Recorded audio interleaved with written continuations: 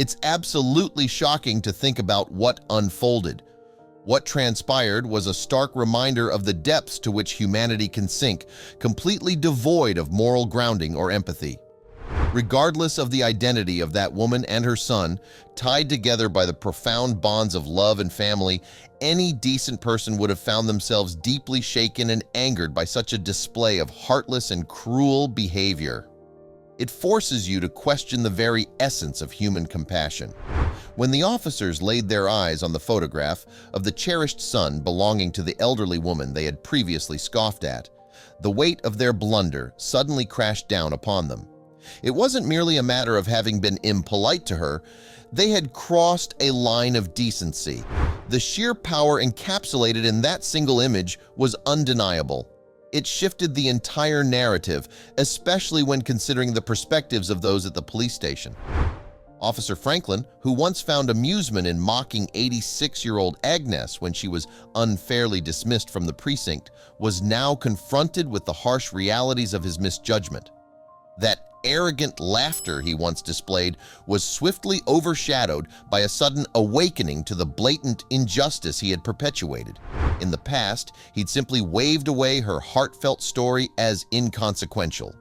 But now, with the image of her son fresh in his mind, there was a dawning realization of his own short-sightedness. He was consumed with remorse over his dismissive behavior.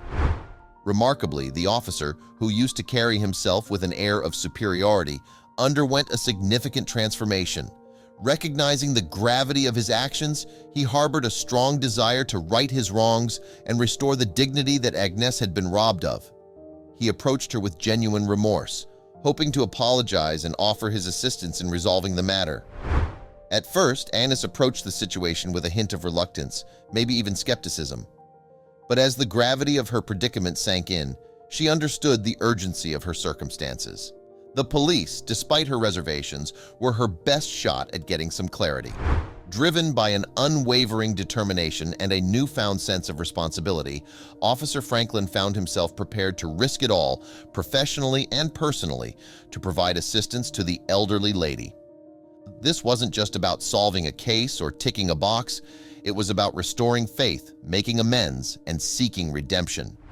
For him, it became a commitment to humanity, a personal promise to amend a grievous oversight he had unknowingly perpetuated. While helping her mysteriously absent son remained the primary focus, the case now bore deeper personal significance.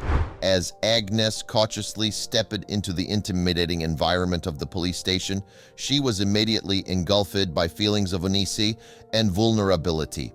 The air was thick with suspicion, with glaring eyes from the police adding to her distress. Rather than the sanctuary of safety she had hoped for, the ambiance made her feel even more isolated and threatened. It was apparent that her presence at the police station puzzled many. She could feel the inquisitive stares, the raised eyebrows, and the murmured exchanges between the officers. An atmosphere of skepticism and curiosity hung heavily around her. The bustling activity and hectic nature of the station seemed to drown out the plea of a single elderly woman. Agnes found herself sidelined, waiting endlessly in the margins. Every passing moment intensified her feelings of insignificance and humiliation. Each passing minute heightened Agnes's feelings of discomfort and apprehension. This was a situation she had never imagined herself in, and the palpable judgment emanating from the officers only intensified her anxiety. Burdened with anxiety, Agnes was plagued by a storm of worrisome thoughts.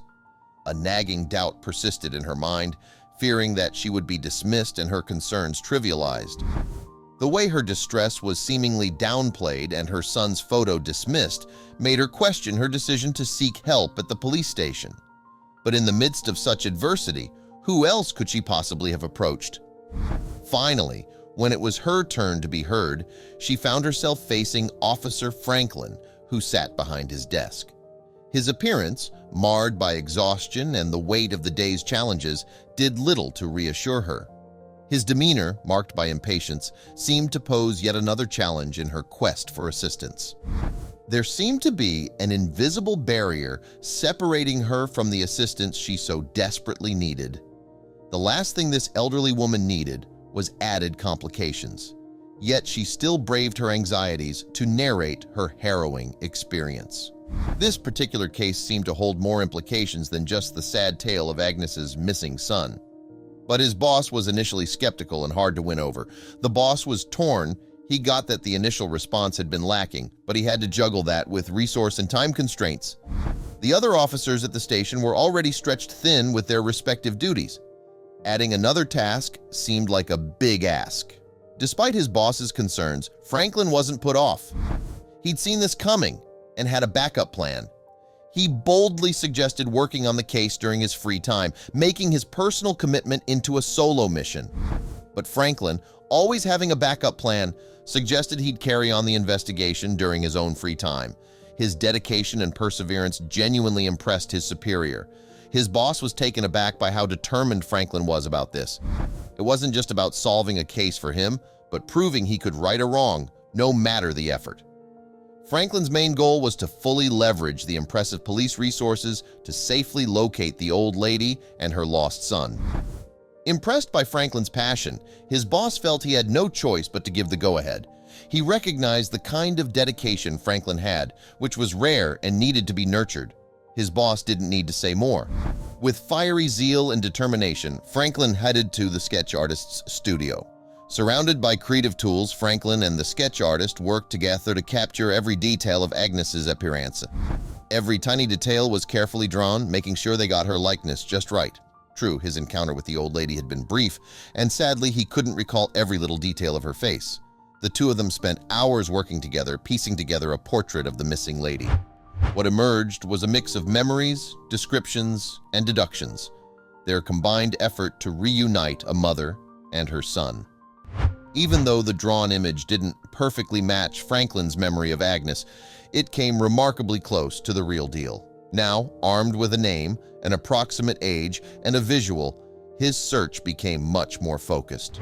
The next day, Franklin decided to expand his search beyond his police station, sending the info to other stations in the area. The hunt for Agnes now had a broader scope, involving a bigger team looking for her. After thoroughly scanning the databases to no avail, he shifted his focus to nearby hospitals. He guessed an elderly woman might have needed medical care in the recent past. Franklin's approach paid off quickly.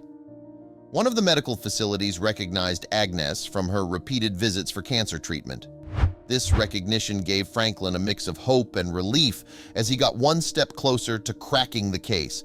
Even if she wasn't recently admitted, several hospitals had useful contact info, which they willingly shared with Franklin. After a long day, Franklin drove to Agnes's house, feeling a mix of nerves and determination, hoping to make up for past mistakes.